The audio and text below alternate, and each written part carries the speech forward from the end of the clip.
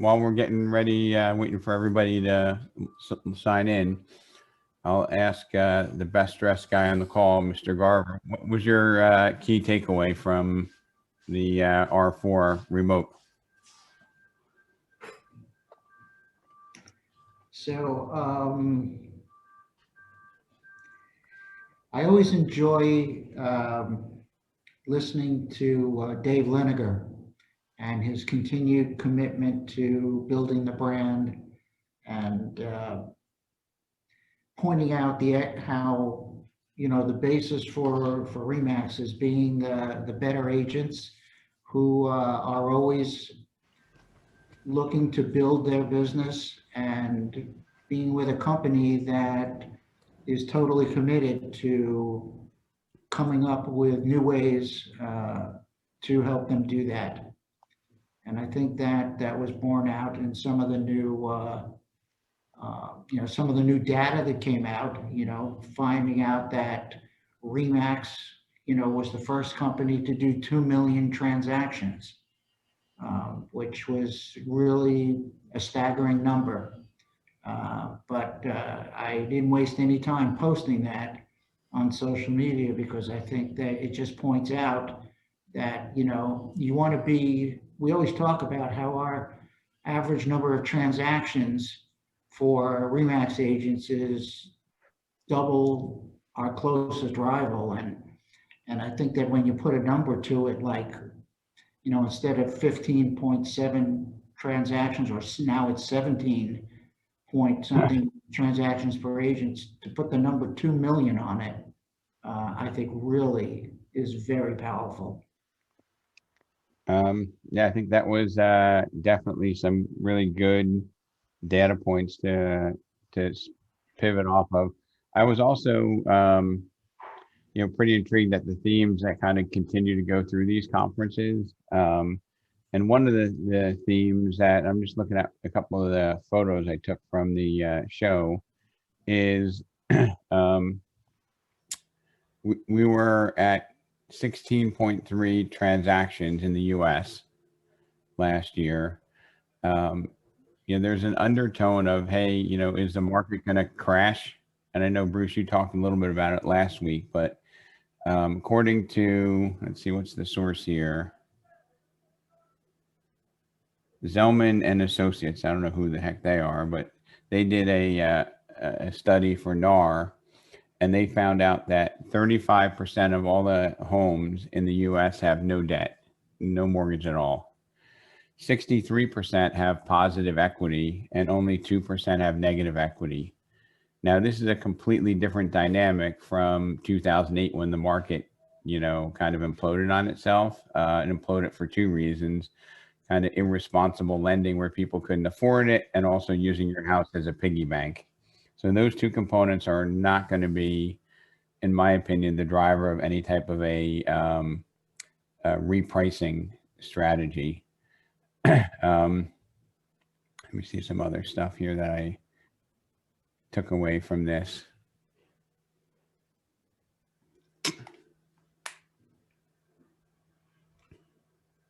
And what are the biggest challenges that you guys are seeing? And I guess I'll go to you, Robert, if nobody volunteers.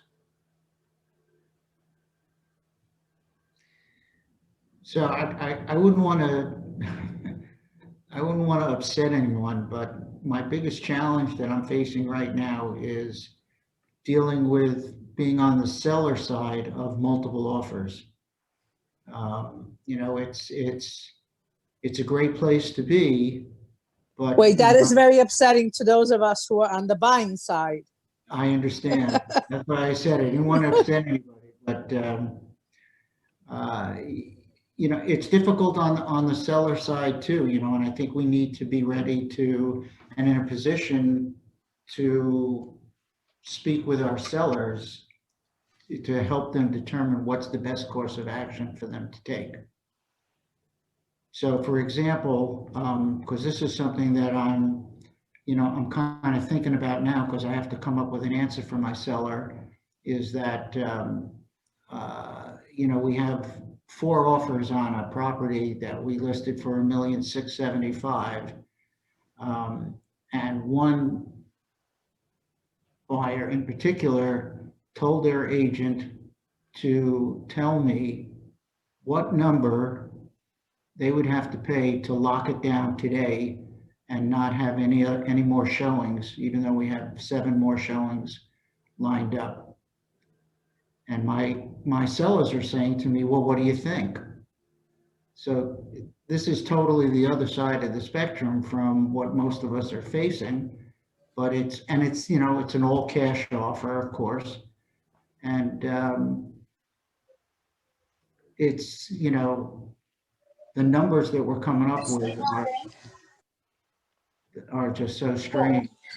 Robert, no disrespect, but that's a happy problem. Can we deal with something that we all have issues with trying to resolve, like how to get a deal? Well, sure, that's something that Rob and I had talked about earlier this morning. I'll let Rob talk about that. Okay. So that was Mickey's voice, right? Is that Yes, that's Mickey. Yes, that's Mickey. Mickey? So are you Hi. you're talking about how to get a buyer side accepted, right? Not a. Yes, correct. Okay. That's I'm gonna just take some notes here and I'm gonna address them based on, I think that's gonna be high on the list. What else do we have is, challenges going on? I see Catalina, you had a question. You can unmute yourself. Robert, anything else in the chat? There's nothing in the chat. Okay. So I'm gonna just go through and share my screen and kind of go over some things that I came across. So if it didn't time me out here, let's see what we got here. Search. So I was just running through some numbers, and who thinks that January was stronger 22 than 21?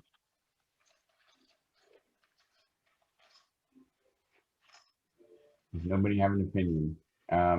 What'd you say? Who thinks January of 20, I'm sorry, I have my headset up. Who thinks January of 2022 was better than January of 21? In terms of sales, Yeah, in terms of unit transactions, yeah. not I. It was. Bruce says yes. Mickey says. I think it is. That Dan? Yes. Dan Brosna? Yeah. All right. Yes, sir. I said yes too. Yeah, me too. Okay. And So there's a couple in the chat that say they do too. all right. So I ran the entire, this was a bit of a task. I ran, let me mute everybody. And then when you talk, if we can unmute. So hold on. Let me figure out how to do this. When you write the end of this song or the end of this stage, keep the head pace yourself. Find that rhythm, do that tempo, and let's hold your pace. Okay. So if you want to talk, just unmute yourself, please. And then when you're done, mute yourself again. So I ran the numbers. I took the Garden State MLS as a proxy. Our family members in Florida, North Jersey, Monmouth, don't take any offense. I believe there's going to be strong similarities in New Jersey, and we can run those numbers locally in Florida. But in January of 21, there were 6,298 transaction sides in the entire MLS, roughly 6,300. In January of 2022, there were 5,400. So that's a 16.3% decline in transactions. And the dollar volume represented a 15.7% decline. So I would say that if the overwhelming majority of the people on the call said January was better, congratulations to you, but I think, you just need to be aware that, the entire market is condensing a little bit, and I wanted to dig a little bit deeper on that. I can tell you where I had the increases in January of this year in the amount of offers that I made. Not what got accepted, but what I made. All right. Well, you can't cash those. So I know, that's why I was down, because I can't get offers accepted. we're gonna address that. And hopefully I'll give you some tangible takeaways, Mickey, and everybody on the call that you can use. Pricing seemed to have, stabilized, even though I'm hearing a lot of what, Mickey is saying is that, so many offers, losing out, tough market to work with a buyer. But the average sales price in the entirety of the MLS went from 523,000 to 526,000. Not what I feel like when I live in the world of activity. I feel like there's a lot more pressure on homes going up than that.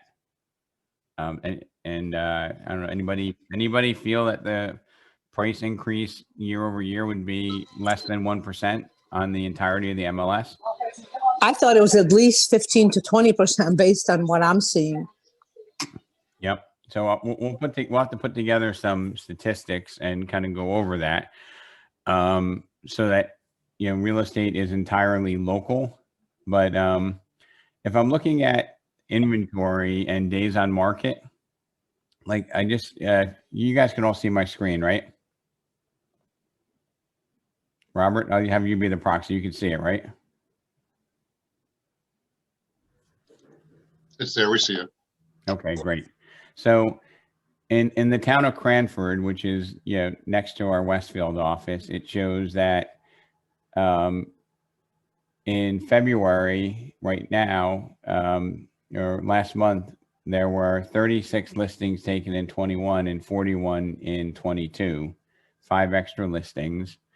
And it shows that the days on market went from 38 to 40, yet the sale price to list price is up by about 3 to 4%. We have sales price to list price and sales price to original list price. And the difference here is if there were price reductions. So last year there were, in 21, there were 2% price reductions on average before they sold, because there's a difference here. And this year there's only 1, and the days on market is longer. So when I look at this, it's somewhat conflicting information. I'm going to go to a couple other areas. Elizabeth is down about 20% in active or listings taken. Again, down about 20% in Fanwood. Hillside, again, down by 20% in new listings coming to the market. Days on market here are cut almost in half. And sale price to list price has gone down 4%. That doesn't make any sense. Days on market cut in half, and the sale to list price is off. Let me go by some. So Linden, new listings taken in February, 89 down to 65. That's probably a 30% reduction. New Providence, probably a 40%, 45 to 27. Plainfield, 100 to 76. So there's some pretty interesting changes. And I think maybe this has to do with a lot of, the people who are looking to be sellers because of the market have already done so. I think these are closer to your average numbers in a town. Westfield is 122 down to 81. January is 111 down to 57. Some pretty significant drops. Days on market, 58 to 40. Sale price 5% higher. So Mickey, this would kind of support, your impression of where things are. Are there any other challenges that are in the chat, Robert? If you have anything, put it in the chat. Let me look there real quick. Hey, Rob, I have a question. Lisa Grande here. Okay. So I'm coming across, obviously cash buyers, but I'm also, lenders are starting to qualify people for cash offers. Is there anybody on here, any of our lenders that are qualifying for cash offers? So I guess. why would you have a lender qualify a cash offer, Lisa? Well, because it's a cash offer. So usually cash offers are, cash or king, as they say, I mean, do you, if you make a cash offer yourself, are you giving a bank statement showing the funds? So I didn't really look into it yet because, it wasn't Better Way or it wasn't, No, I guess I'm asking you, like, if you have a buyer that's making a cash offer on my listing, right? yeah. What are you giving me so I can review your offer and know that your purchaser can perform? Oh, the proof of funds. So you're sending me a bank statement, right? Or a brokerage account, right? Right. So you're saying that if you have a proof of funds that some of the listing agents are wanting their lender to qualify them? They're qualifying them. So they're pretty much the company is buying the house cash for them, and then they transfer and give them the mortgage after the closing. I never heard of that. A hard money lender? No. Annie Mac is advertised doing it, so that's why I was wondering if anybody had experience or anything. Yeah, so they're saying that they're qualifying their buyers to be cash, to be all cash. Annie Mac puts out the money, and then So again, I heard a variation of this, Lisa, where there's a couple of lenders that if you have a house on the market to sell, right, and you need the funds from the sale of your house, that they will essentially do bridge financing as part of their pre-approval and say, look, Lisa Grande does not need to sell her condo in Woodbridge to buy a house in Colonia. Like that would be the scenario, because we know that it's got $100,000 in equity and you're putting down 80 grand on your new property. I've seen that happen. Not seeing, I mean, no, what they're doing is they're qualifying the people first. They're doing, Are you saying they're approving them so that they can make an offer as if they're a cash buyer, but they're really not? yes. Yeah, Yes. that's just like a gimmick. It's really, you really can't do that. But it, it helps. Yeah, helps make sure they're that doing pre-approval. they're doing all the qualifying first Yeah. and making them a cash buyer. Annie Mac is putting out the money to buy the house cash for that. I mean, like, I don't know. I still didn't get really like all the details, but that's kind of what they're. Lisa, I've actually heard the same Yeah. thing with Wells Fargo. It's Angelique. They're one of our agents in Watchung works with somebody that's a lender that's doing that with Andy Mac, and told me about it and send me the information. It's very interesting, but they are doing it. They are, right? Okay. Yes. I was actually just wondering, heard the same thing with Wells Fargo last year. They actually had a conference, and I had actually reached out and asked, spoke to Veronica about it. But what I understand Wells Fargo's was doing is actually that they were more for their wealth clients, where their clients have proof of funds or the equity, but don't want to use that. They are presenting as cash buyers, and they are providing them with a loan right after they close. So yes, it is being done. It is. Yeah, because I mean, we're losing out to cash buyers. Yeah, So- me too. Happened to me Yeah. too. Yeah, 17 offers. An agent from My White, last one. they're doing that too. So Lisa, what comes to mind to me is it's the way that we communicate it. So for example, when you're representing a seller, if you have a buyer that has 30% down, a quality agent, and a reputable lender, right? At the closing, that's still cash. You don't care if they're Right. doing financing. It's not like you're paying extra because they're getting a mortgage. Yeah. Rob, this Yeah. is listen, I actually lost an offer last week for $1,000. My offer was a $60,000 down payment. My buyers were offering, I'm gonna say 60,000 over asking price. We offered 590. A cash offer was presented at 589, and we lost it for $1,000 Oh my God. less because it was a full cash offer. And, I spoke to the agent. He actually called me back and said, listen, and we were also waiving appraisal up to a limit because they are taking a mortgage. And so we said we will waive appraisal up to $45,000. So we will close the gap up to $45,000. Mhm. And they called me and they asked, would they be able to close, offer more funds, over the appraisal. And I said, something we can definitely consider. But then he called me back and said, the buyer's just going to go with the cash for $1,000. Well, I mean, it's, if I look at that, so the cash is $1,000 more, right? Or $1,000 less. $1,000 less. And they have certainty of it closing, and it might even close in a quicker period of time. So, I would take cash too. Yeah, I've actually had a listing where we also had an offer. It was $5,000 less on a mortgage. And we took the cash offer that was $5,000 less. So let me,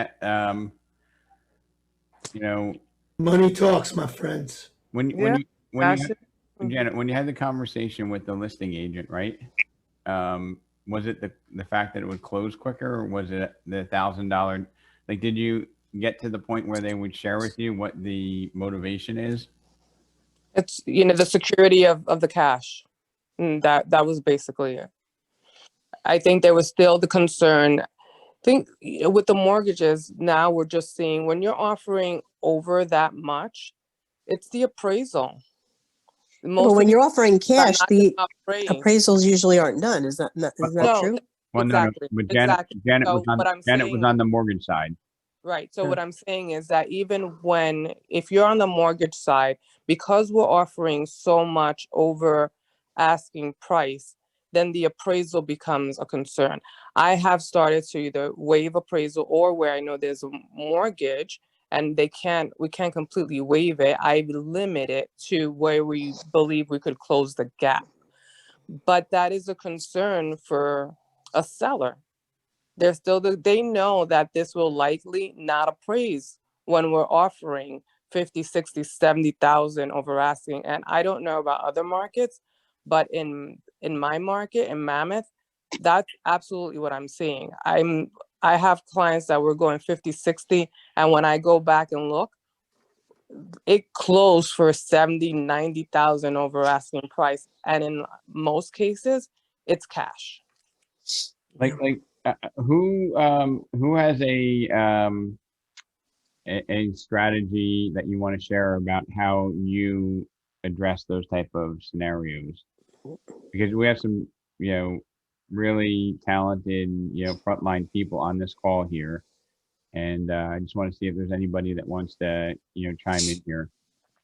Well, you can get the approval versus the pre-approval, but that still doesn't deal with the concern about being of the appraisal being an issue, unless you're willing to waive appraisal. In some cases, like I've had situations where I've waived 100, where I've gone 100 over asking, and my client's not going to put up 100K over the appraised value, so that becomes an issue.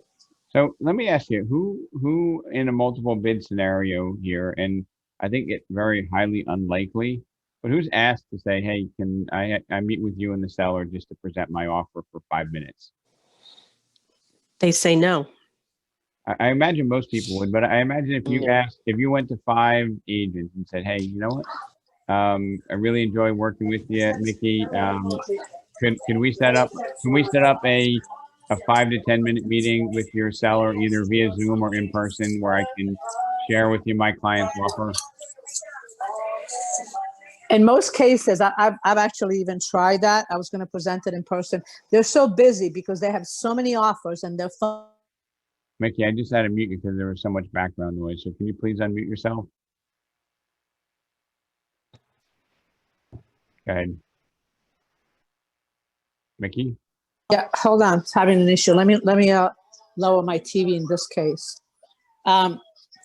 So what I was going to say is that in a scenario, wait, I just lost my train of thought too now that I'm trying to turn my TV off. You said in a scenario where there's multiple offers, if you ask to see it, they were saying, hey, Yes, I've had that. And the agent's response is that, and although they'll communicate by text, very rarely even pick up the phone. They're so busy. They have so many requests. They have so many offers. They just don't have time. That's the response that I get. Who the attorney is and work with them.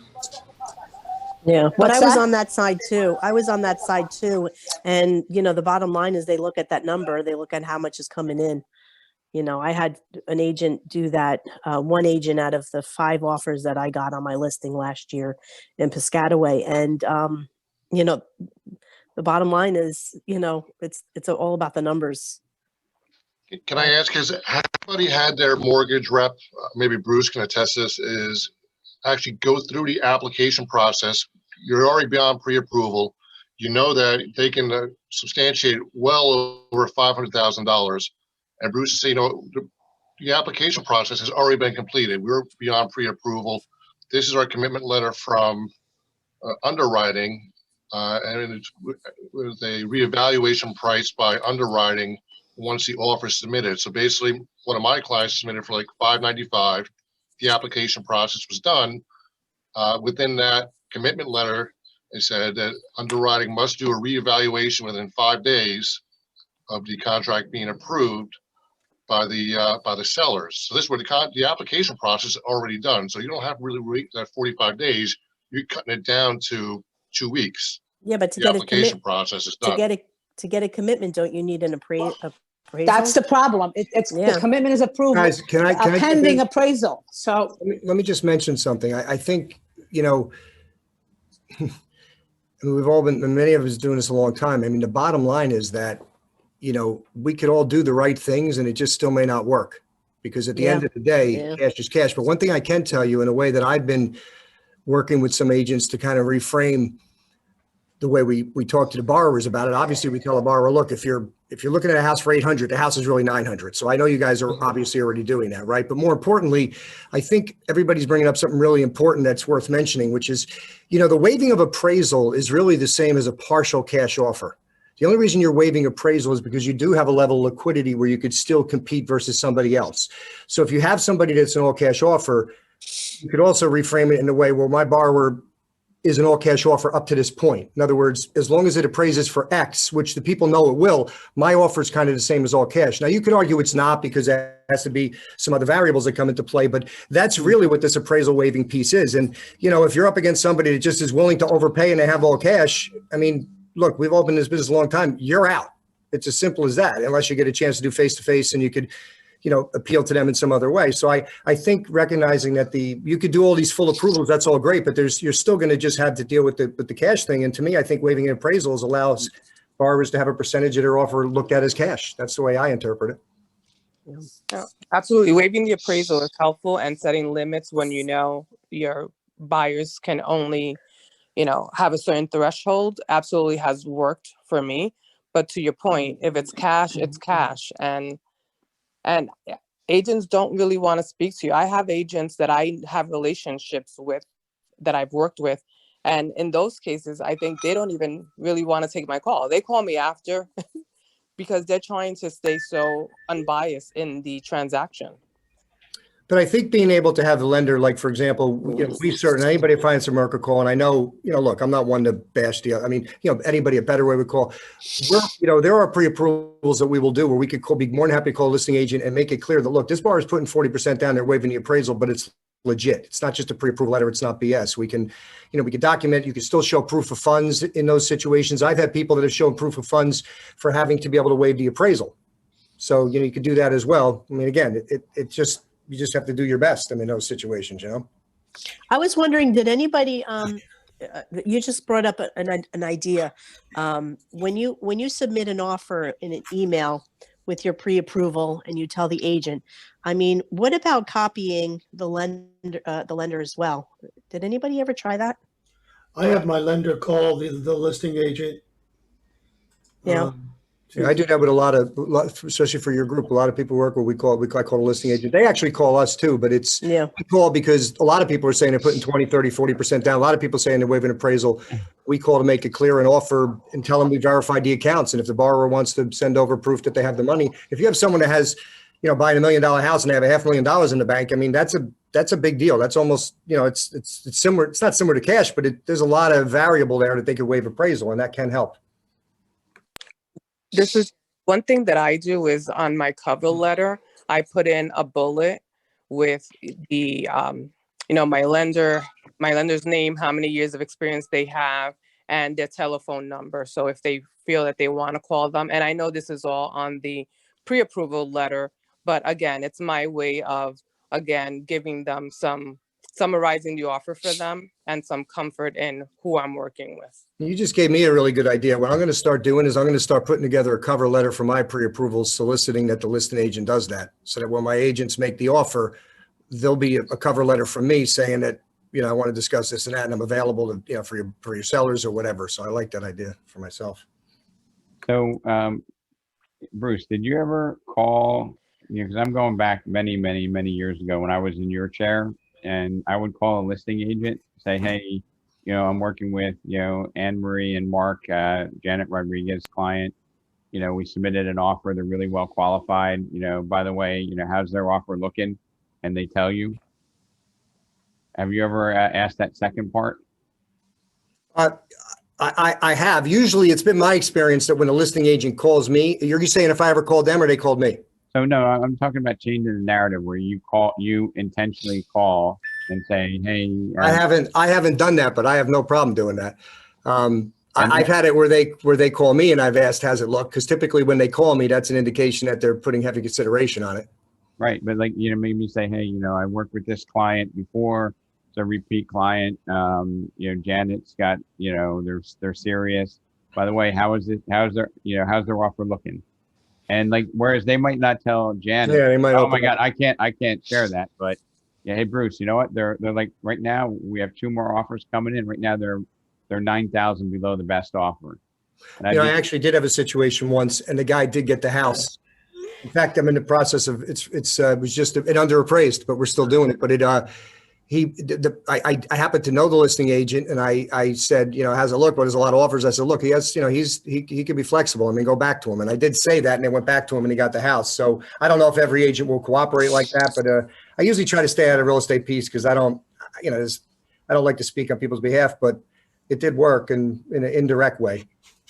Well, maybe we could be, intentional with our lenders and just ask them to, try to take another bite at the apple. Hey, Colleen, this is Rob here. I have an offer. I did a pre-approval for Janet's client, and I just wanted to see, how's that looking? They're 40% down, waiving, 50,000 of the appraisal, right?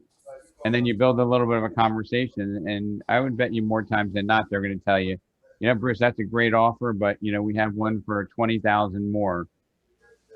I actually think they would say more of what the negative is, so they know I would get it back to the agent. That's a good point. So if anything, I could be a mole, find out what the hell's going on, because they may offer up that you don't have a shot, and at least then you can figure it out from there. Yeah, we put an offer in last week on a house for, I think it was $595. Oh, $495. We put an offer in for $525, and the listing agent again would not talk to me. She would text only, which is so frustrating.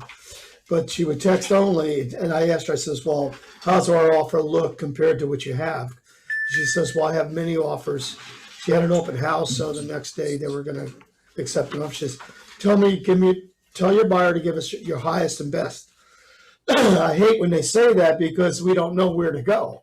Our highest and best could be $10,000 more, but there's another $20,000 a higher offer ahead of us. So it's hard to get the information from the listing agents because they won't commit to giving us the number. Hey, Rob. Yep.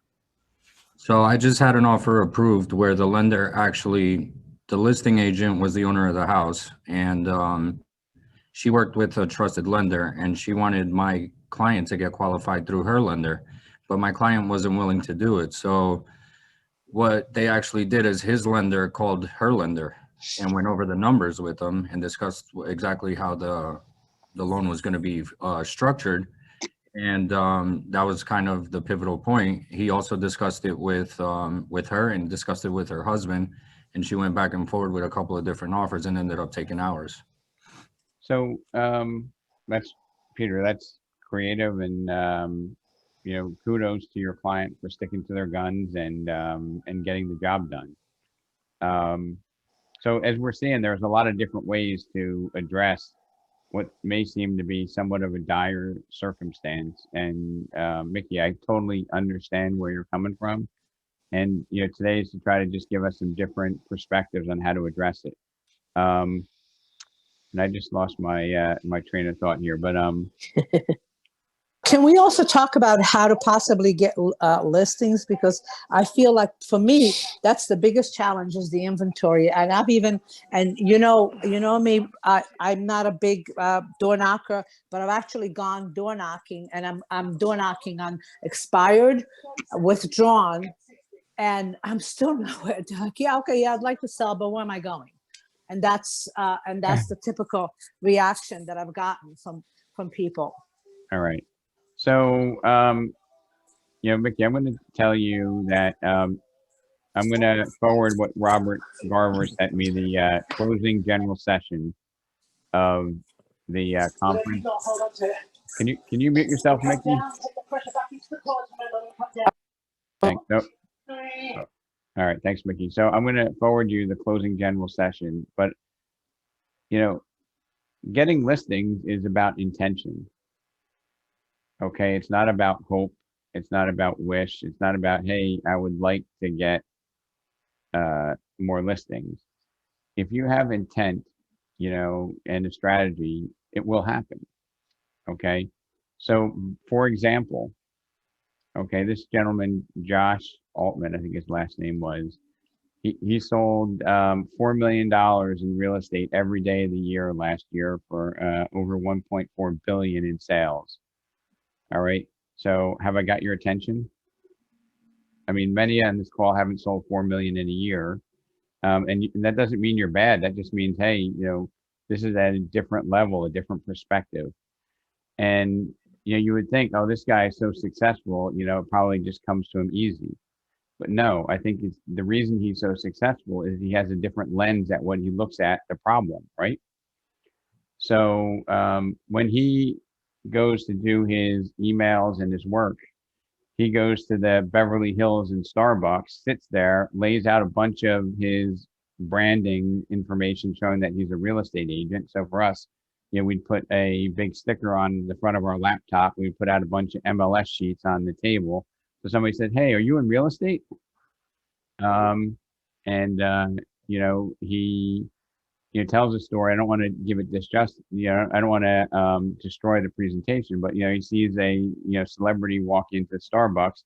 He throws his cup of coffee away, gets in line, buys another cup behind him, and strikes up a conversation in line. He takes competitors in his office. He sits, you know, a $1.4 billion guy sits high-end listings for other people in his office. Not because he needs the business, because that's what he does, right? I mean, when he was a nobody, he did it. Now that he's a somebody, that's still what he does. So he tells a story about, you know, he gets a client from he helped somebody with a rental of all things, right? And the person who he helped rent the property referred him to a $4.1 million penthouse on the coast wherever he works in LA. he gets that listing. He's sitting in there, and a CEO of a public company comes in there, and he's like, "This is great, but I really need something a lot bigger. This is insufficient." And he's like, "Well, what's your budget?" Like, my budget's 12.5 million. I'm a cash buyer, right? And while the guy's walking through, he checks. There's like nothing on the market, zero. And the guy goes, "Hey, do you have anything that you could help me with?" And he says with absolute certainty, "Absolutely. I know of a few properties that are coming on the market. I'll be getting back to you." So after the open house, he starts calling everybody that sold properties, every listing agent that sold properties, like over $3 million in that market, and said, "Hey, do you have anything coming on? Hey, do you have anything coming on?" I think he said he called 40 people, spoke to 17, found somebody with a pre-market property coming on, and sold the property for $12 million. Now, my question to you is, are you willing to do that? Most of us in this industry are not. I hope a majority of us on this call are going to take a look at a different perspective and not have a helpless feeling when that occurs, because there was no inventory. He had no right saying he can find a property. But that's why he sells $4 million a day, is because he's solution oriented, right? He's figuring out a way to get the problem solved.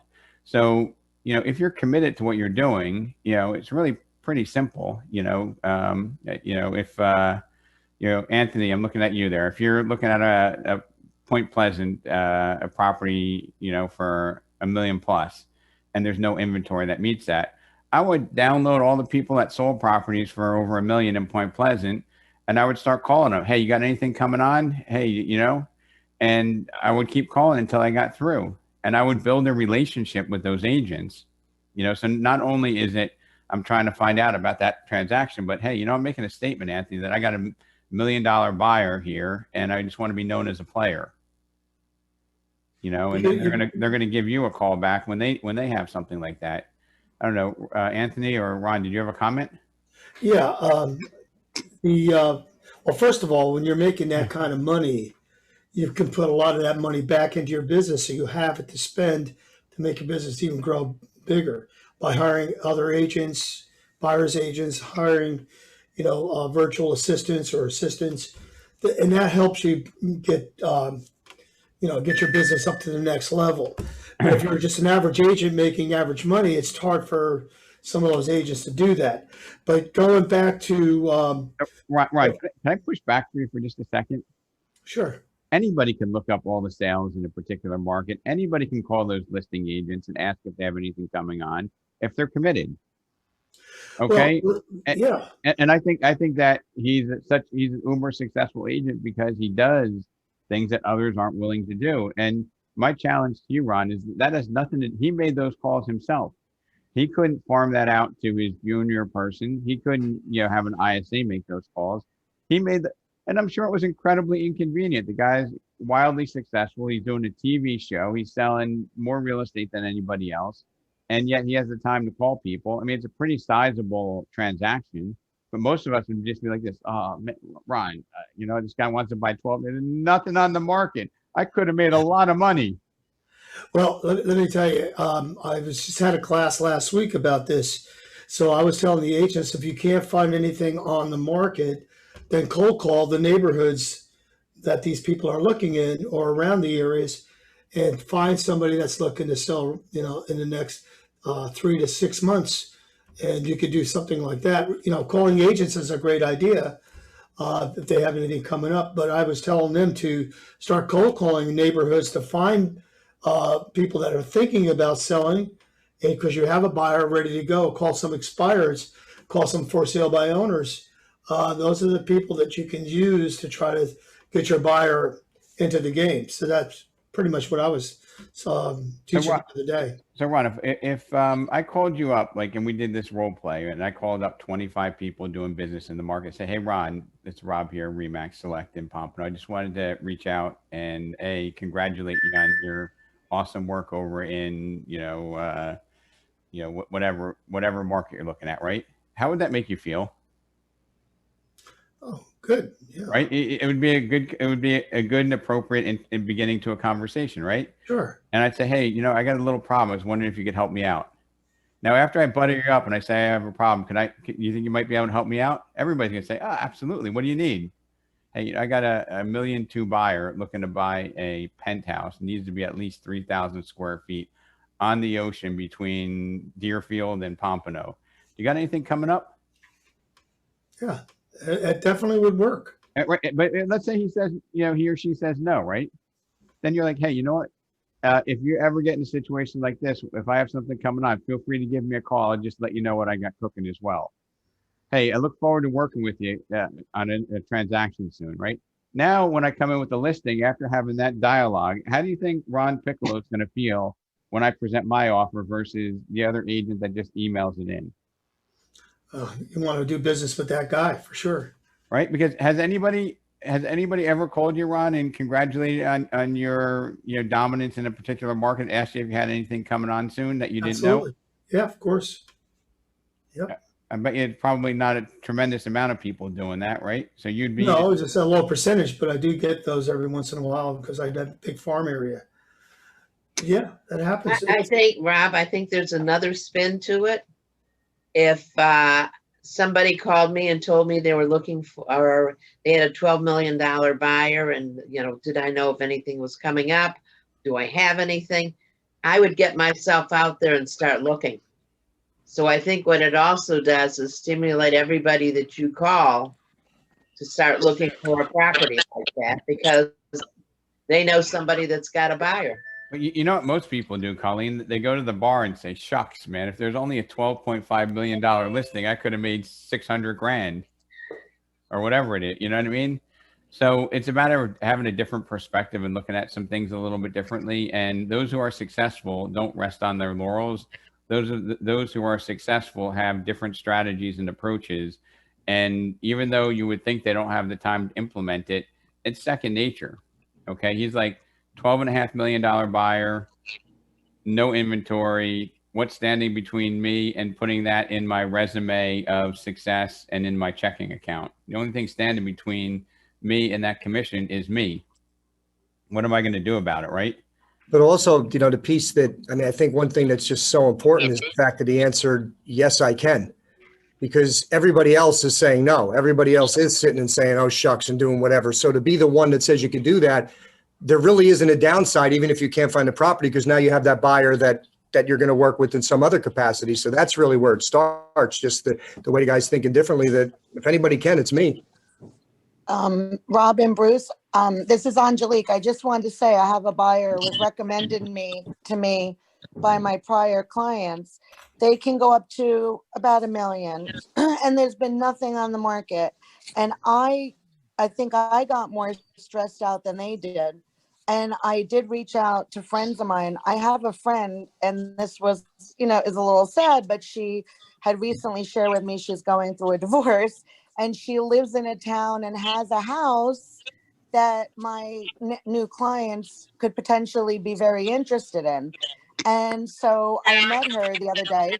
The house is actually, she's having it renovated, and my clients will be interested in seeing it. So it's going outside of the box nowadays. It's the way to do it, to get these houses. So, Rob, a couple of things I want to mention, Robin, and you were involved in this first one with Karen Dinkins, where she got a lead for $1 million buyer, and they only wanted to buy in one town. Trying to get a word in, I can't.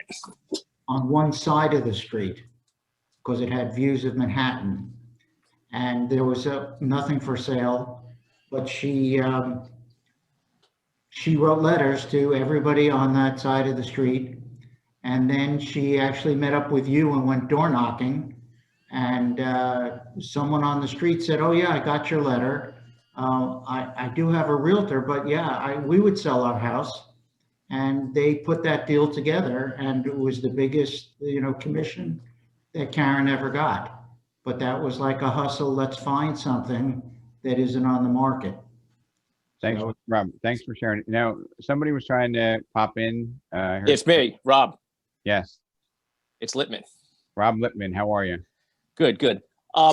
Here's my question. There's probably no answer to it, but how do we find buyers that have, and I even come up with an answer for myself after thinking about it. I generally just deal with buyers. I don't go after listings. I get them here and there. I know I should, but I like first-time buyers for my own reason. But finding buyers that have more than 3 or 5% down, because I have 3 or 4 of them now, and it's really a waste of time with that kind of thing. And you've seen my, like now I start doing cover sheets, like the listing agents do a cover sheet after you close. I do a cover sheet with, you know, a little note, and then all my offer, all my terms. I repeat basically what's on the bottom of the contract on the cover sheet. And then I add some personal stuff about me, how long I've been doing this, blah, blah, blah. And then the very bottom, I even list, as you've seen, because I showed you my team. And I'll list, you know, the loan officer, my home inspector, my banker, whatever, everything. My problem in this market has been it's all my people come up as 3 to 5%. And so I have an interesting answer for you here, Rob.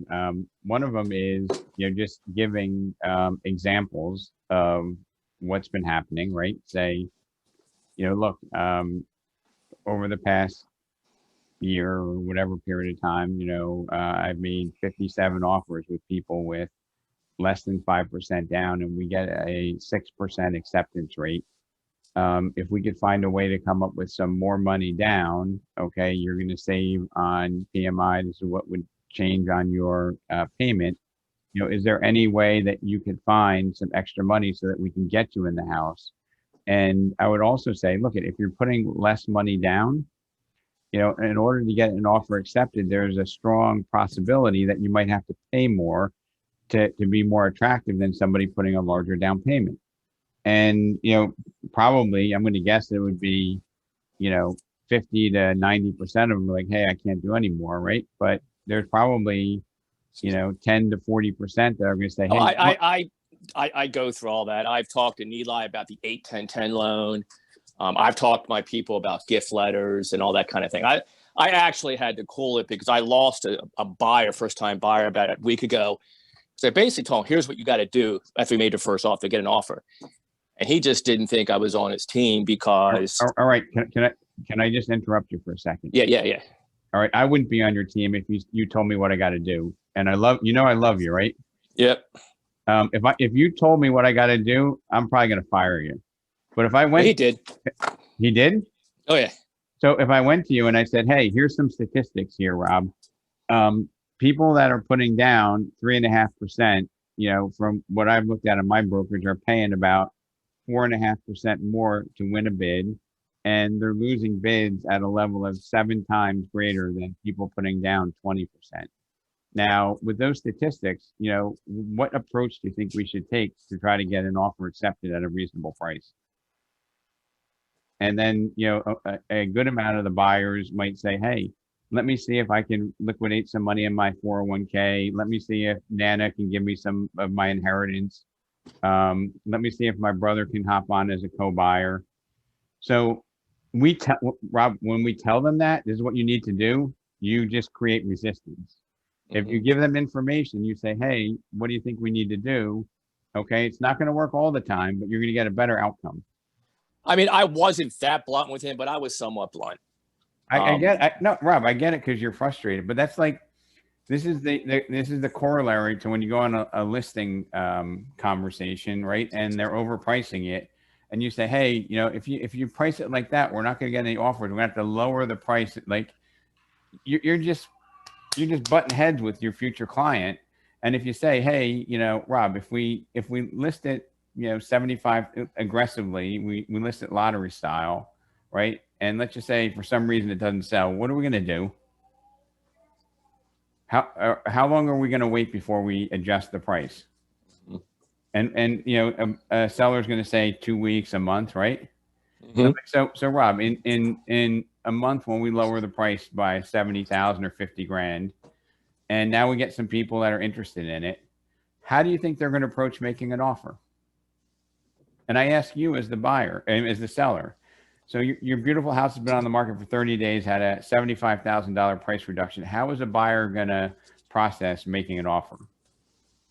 What do you think?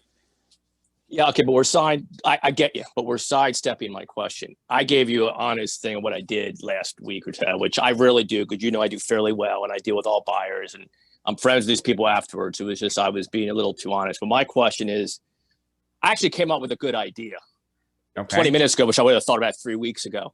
I don't go after listings. I get listings once in a while if I trip over them, and I'm fine with that. I'm the opposite of everybody else, which probably makes no sense. But anyway, I thought about just 20 minutes ago, go door knocking in some of the more expensive areas. Hey, I'm Rob Littman. I'm with Remax Signature Home. Here's my card.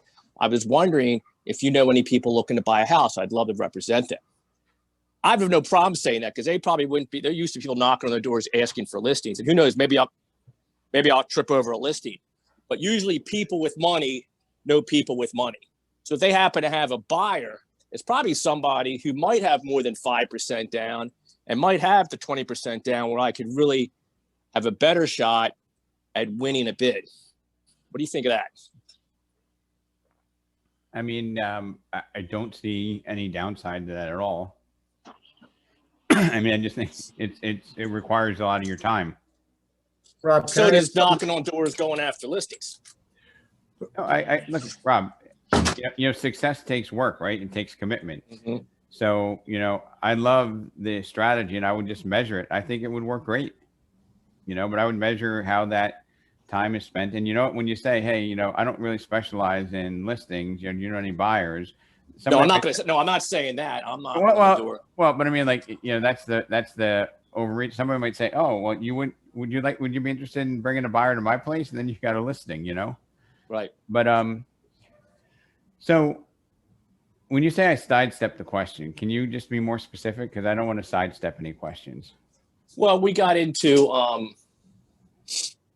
I just was trying to come up with ideas of trying to find people who have, 15% to put down. Because basically I have 3 or 4 buyers that have 3 to 5% down right now. And I've talked about the 8-10-10. We've talked about gift letters. I've shown them, like I showed you, I said, look, here's what my last buyer did to win the bid we just won. And it was about, actually we're doing the CO, not the seller. This one happened to be a estate sale. We'll get rid of your furniture. So anything that's left that y'all don't want to, I've come up with a whole set of terms and say, here's the kind of stuff we've done to win bids, along with having the best high price you can actually afford. So Rob, tell me a profile of, I don't want a name, but tell me a profile of a buyer that was only putting 3% down. They work in New York City, they work for the school district, 38 years old, double income. Yeah, this guy was the one I just lost. He was putting 3% down. He works in the city. He works in the county department. He didn't have more than 3% down. I was trying to get him to 5 so I could play some games, and I'll leave it at that. I've talked about the 8-10-10, and we were out together twice, and he just wasn't real flexible. And I finally just said to him, look, here's what we have to do to get a home. And he just didn't want to hear it. He's like, sooner or later I'll get it. And I had an old boss once. I spent my first 20 years of my life before I got in real estate selling advertising, radio and print. And he used to say, you guys could be working hard or smart. You all run out every day, hit your car dealers and your jewelry stores and everything else, ask them about advertising, trying to get business. Meanwhile, you're working hard, but these people are never going to buy. Find new clients. Don't waste your time with them. And that's what I always think about. If I don't have the right buyers winning bids and I'm doing everything I can, which I know I am, I got to find new buyers. I can't cry about the buyers that I have. My job is to find buyers if I'm looking for buyers. So you know the answer. And I think that on this call, there's an abundance of buyers. There's just not enough inventory. So if you sit somebody's open house, you'll probably have enough buyers for the next 3 months. Rob, I'm dead serious. If you, and then, what good comes out of you trying to work with somebody that's not realistic, right? Nothing. Right. So you answered the question yourself. You say, hey, you know what? I'd really recommend that you try to save up a little bit more money and why don't we touch base in 3 months or 6 months? You know, when do you think you can come up with 5% down or whatever it is? Or even better yet, have them talk to Neeli and structure a way that they can come up with some more money. For example, maybe the guy has great income, right? And he just doesn't have enough cash. So maybe, and Bruce, you're probably going to cringe, maybe he can put some money on a credit card that has no interest and leave that money there. He still qualifies. Now he has more money down. If he's spending, you know, $6,000 a month on, or $3,000 a month on expenses, right? Going to the city, even paying his quarterly payroll tax. And then he can have an interest-free loan that shows up on his credit report, counts as his debt, but then he has more money to put down. There's a lot of solutions that you can do by deferring him to your lender. And sometimes just knowing what not to continue to do, Rob Lippman, is, I mean, if your lead source, wherever you're working now, is just giving you leads that don't work, this whole thing, to me, your first question was, where can you get different leads? Well, sometimes it just starts with saying, I'm not going to continue to get them where the hell I'm getting them. So working your center of influence and doing all these things Rob's talking about. I mean, obviously you're frustrated, and that's usually when change happens. So you just have to change, I mean, you know, where you get those leads from. And I think if you develop the center of influence, you know, you're going to have people that do have 5 or 10% down, and then mention the things Rob said and involve other people. But it's good that you're pissed off, because at the end of the day, if not, you'd still be getting the 3% down buyers, and you're not going to get any house. So at least it'll lead to a change. Hey, Bruce, you're a wealthy guy. You have any buyers looking for an agent? Well, you'll connect that. Got you smiling there. You'll connect that offline. But I'll let somebody else talk now. I'm sorry, everybody, for being so long. No. And look, you know, I think you're voicing what a lot of people feel. Okay. And, you know, I just think that too many agents and salespeople work businesses or clients. Like, I know plenty of people, a couple of them, that just say, hey, I got nothing else going on. Why should I not run around with these people? Maybe I'll get lucky. And, you know, and they're just not ready to buy. My attitude is, I have a million other things I could be doing, even personally, than run around with somebody for 3 hours that's putting 3% down, who, you know, aren't going to win a bid, especially when they're only doing asking price a little over on a decent house. That's just my attitude. But and with that, I'll stop. Okay. So hey, this is Janet. Can I offer something that I've heard a couple of times on this call? I find that those lists, I try to go after listings. I often end up with buyers, but those buyers tend to be those listings that say, where am I going to go? And I say, well, you know what? Let me evaluate your home, how quickly we can sell it, how much we can sell it for, and let's get you pre-qualified to make sure that you can buy something without a home sale contingency, and let's go buy you something. And if we get you under contract, then let's sell your house. And my most recent transaction sold, this is where we're at. We sold and we bought. So, I mean, I think collectively we have a lot of ideas. I think part of the solution is not knowledge, but it's execution, right? I mean, I like to say when you dedicate time on a Friday morning to join this mastermind, I hope it's actionable information, not just education or entertainment. Right? Because I think education without action is just entertainment. And there are a lot of solutions that we could be doing. Okay, there's no one right way. And then Robert made a comment, like, sometimes people feel like, well, I'll run around with this person because I got nothing else to do, right? And to me, that is a unhealthy business. Okay, because if you are saying, all right, I get up in the morning, I'm going to run around with this highly unlikely to get accepted buyer, or I'm going to do nothing, then you're unhealthy. If you're going to say, all right, if I run around with this person and it's going to take me 13 offers to get something accepted, to get 13 offers, I'm going to show them 40 houses, that's likely a bad investment of your time, right? So you need to have a plan B, which is, you know, almost anything other than that, where you're taking action. You know, maybe doing some circle prospecting.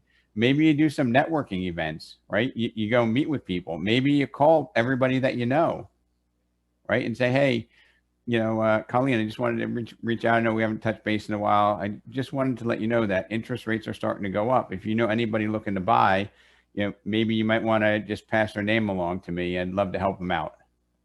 Right? If you called everybody in your sphere and had that conversation, they might be looking to buy themselves. If you attended any of our investing stuff, you could talk to them about investing in property, right?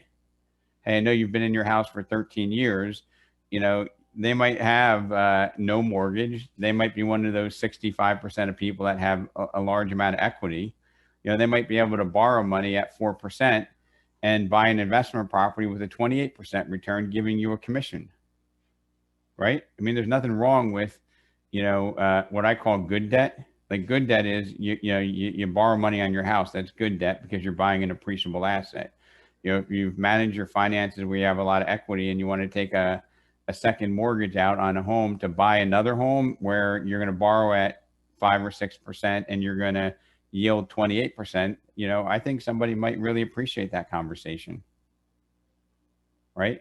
So look, we are the best of the best. Okay. And if you surround yourself by, the best people and you get the best ideas, I look at being up against 13, 15, 20 offers as a challenge, not a problem.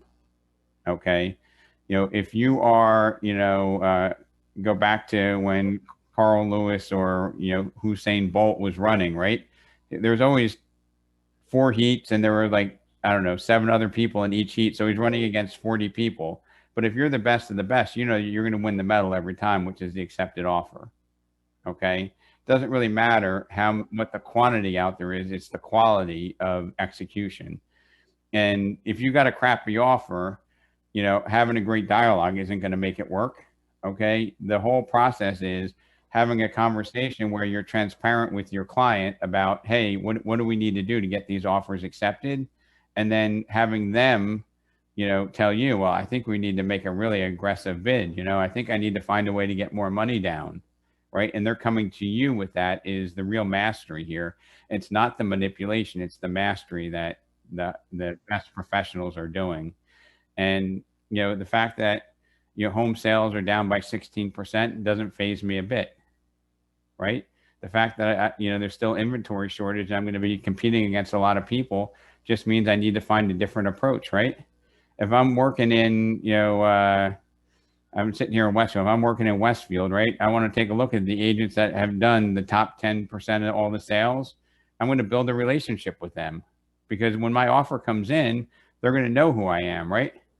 I might go to their open house and, give them something. Hey, I just thought this might be helpful for you, right? Maybe it's a $5 or something or a 10, like a Brian Buffini pop by, because I'm building relationships with the people I know that are doing the business so that when I call, they're going to pick up the phone and know that I'm different. Right. So I am, look, I'm not being critical of anybody who's feeling highly frustrated, but I just want you all to think differently because, that's, disempowering. And, to the point of I'm working with somebody that's highly unlikely to get accepted, you're probably frustrating them as much. Or, I used to say maybe they got nothing better to do on the weekends except for to go tour houses. Okay, but that's not the client for us, right? That's the client that's going to, suck the energy, the passion, and the life out of our business. Okay, so if we think of ourselves as the, Carl Lewis of our business, where we're always going to be up against a mass of people, but the probability of us winning is very high because of our mindset and our strategy. Okay, and it starts with the conversation with the client, both on a seller level and a buyer level, to get them to take the action that they need to take. So if it's a buyer, run the numbers, say, hey, of all the homes in Westfield that sold between 500 and 900,000 in the past 6 months, the average sale to ask price on the ones that sold in under 7 days is 7.2% above the ask price. Now, if we're seeing multiple offers and the average is 7.2, Bruce, what do you think? How do you think we need to approach making an offer? 7.2 multiple, you mean above sale price, right? Yeah. So if the average $500,000 house is selling for $44,000 above, right, and there's on average, probably 8 to 20 offers on a house. How do you think we need to bid to be successful, Bruce? Over 550. So okay, so we need to bid, much more than what the average is, so that we can be successful in this competitive environment. Well, or look, I mean, I have some buyers that just, I can appreciate everybody's frustration, because we just all have some buyers that I'm working with one of your agents. She literally does. I have a buyer, pretty much what Rob Littman was talking about. And she finally got a house yesterday. We were just doing 3% down deals. She was doing them all sight unseen, just making the offers because there's multiple offers, and she got one. So now she's running out to see it today, and it might work. But at the end of the day, you can continue to do those things. But I think if you have the buyer that has it, you just have to, as a real estate professional, what I try to tell them is just how important is it? Make the offer, and every $5,000 is $22 a month. And I don't try to minimize money, but I guess I do. I try to minimize the importance of 20 grand. If it's $100 to be 20 grand higher, or $84 to be 20 grand higher, we try to just get them to do it. So it's reframing it, but it comes down to the communication that we have and the relationships that we build. I know an agent in Westfield. I'm not going to call out names. I will say she, okay, so you can get an idea. She does a lot of business. She has strong relationships. When she presents an offer, she has a high level communication, because they're making offers on her listing. She's making offers on they're both making offers on each other's, and there's a heightened level of respect and communication that exists there. I don't think that there's anything, inappropriate going on there, but they know that, she controls a certain part of the market, and they, to their clients' best interest, they have a strategy of knowing that this is going to close, cutting through the BS, and getting transactions done. So if you're not that agent that has that premier market presence where you're listing, go talk to the 10 agents that are there and just say, hey, I just wanted to congratulate you on your success. Hey, if we ever have an opportunity, I'm sure we're going to have an opportunity to work together soon. They're going to remember you. Trust me. If you go by their open house, or you drop something off at their office, it's negligible, the cost of it, but it's priceless, the value of it, right? So let's think differently on how we're going to get this done. Then you can call those people and say, hey, do you have something that's coming on the market? I have this buyer, and they won't be aggravated by your call. They'll be like, oh yeah, that was great. I appreciate what you did last time. So let's think differently. I look at, competitive markets as a way for me to,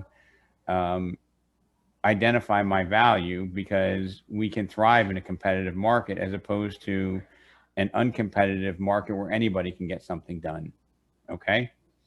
So that's my closing words. And if you have buyers, I'm going to put this out there. If you have a buyer that you're struggling with to get accepted, why don't you reach out to me privately, or go through your manager, and I'll kind of do a review of what I think, and no guarantees, but maybe it will just give you a different idea on how to approach either working with or asking the buyer to come back in 3 to 6 months when they have, a better profile. It's like staging a house. You don't put a house on the market.